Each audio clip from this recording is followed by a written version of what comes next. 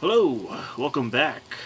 Today, we're going to talk about the Gripplis, the uh, frog humanoids.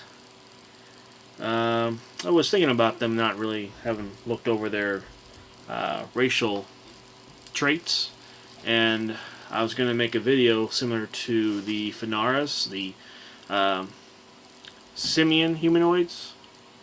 And I did a video of them describing the many different types that we could choose from using some homebrew options, such things as the howler monkey, which I thought would be cool, be for like a Ustalov, and a couple other ones like the snow monkey, the night monkey, and such. So I wanted to revisit that again, but with the Gripplis. So once again, we're gonna have a crunch video. But of course, the descriptive flair, the imaginative mind, the fluff is there. So, I kind of just started thinking of some things off the top of my head and did a couple of little bit of research on different types of frogs that are out there, frogs and toads and such. And there's not much of a difference between the two because they pretty much are frogs. Just some have the characteristics are a little bit different.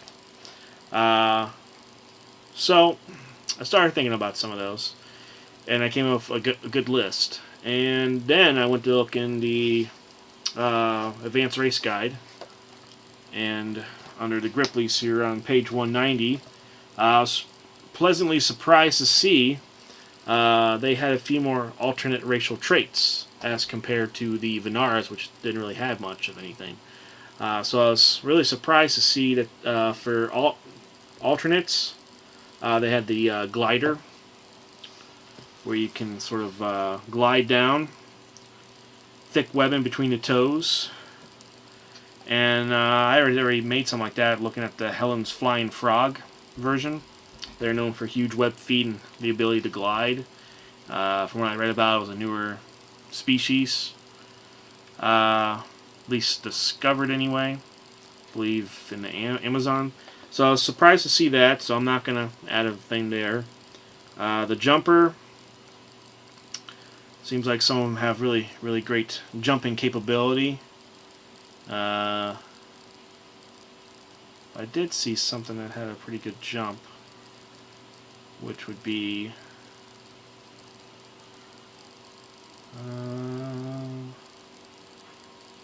which one was good at jumping? Yeah, the Goliath frog. I might change that one up a little bit. They're really huge frogs on the extinct list there. They make no sounds because they lack a vocal sac, but they have powerful legs known for great jumping capability. So I might throw something in there for the jumper, and then I might go down that avenue of interest there for the whether or not they'll have language skills. That'll be a little bit of a difficult one to choose, especially concerning players and such. Then I also saw they had Princely. I didn't come up with anything for that one. Proficiency with rapiers and such. That's kind of a little silly to me, but hey, everyone's got their own tastes. And I was going to go with something with Harlequin toads. They're known for that distinct purple-black or purple-yellow color, almost like camouflage kind of style. Poison 100 times stronger than potassium cyanide. I was also looking at the different types of dart frogs out there. But I saw they already had one on here for the toxic skin. So, if anything, rather than just going off, these green frogs they keep showing in here for the imagery, for the art. Imagine just the different types of contrast, the color, the schemes out there for the different types. I mean, it's a very eye-popping skin there, as far as what I've seen with blue and black camouflage type to having a bluish body and then red-like limbs. Some bright orange to strawberry red, golden yellow with maybe like a little bit of black on the fringe of their bottom mouth there. So there's just a lot of great great looks to that, especially, you know, character description, all that stuff. I thought that was pretty cool, so I'm glad they already had something like that in there. But what things they didn't have, which I'm going to have to work on, the purple frog, known to be underground most of the year, I think 9 months out of the year or something like that. A rounder body, stumpier limbs, smaller head, pig-like nose, but with the ability to burrow. And I didn't see anything with a burrow capability in here for Gripplis, so I'm thinking about, what the hell do you want? We need to go to define. Nasty messages. Alright. So, back to what I was saying. The purple frog, yes. That could be a great Underdark. Oh, God, I just put Forgotten Realms in there. Sorry. Darklands. A perfect Darklands frog.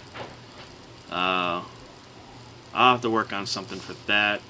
Grippli's already have the darkvision, so maybe we'll change out the swamp stride for underground stride. Have that burrow capability in there. Maybe throw something else to kind of enhance their sight, maybe. So, or maybe some sort of scent. I don't know. We'll have to see on that one. So that's interesting option, not available, but can be through homebrew modification there. Another one, if you didn't like the purple frog type there, there's also the horn frog, known for their horns, or kind of like stalks, around the top of their eyes there.